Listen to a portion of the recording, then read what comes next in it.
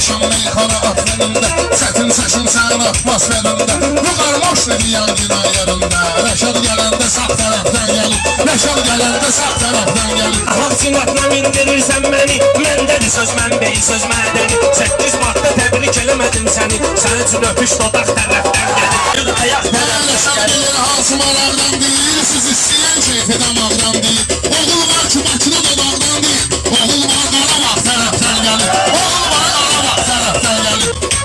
Saxla günən mənlə deyəndə pərdə, Lüvarda şairdir saxla nəzərdə. Mınıq xişmalıyıcıyam biləzərdə, dağlı babasıdır dağ tərəfdən gəlir.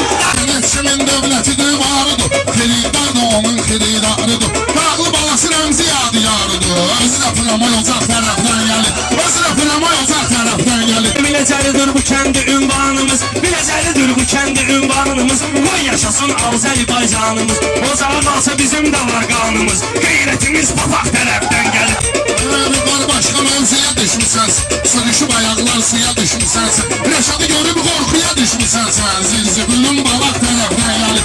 Belə görüləndə haqdan danışırsan, arandan ya da dağdan danışırsan. İki kişisən balaqdan danışırsan, hörmətin qanacaq tərəfdən gəlir. Rəşad dağlı olub düşmənim, baxmaram ki öz yerin öz mənsən. Ermənidən vardı nə fərqin sənin, Besliqanın qulaq tərəfdən gəlir, Besliqanın qulaq tərəfdən gəlir.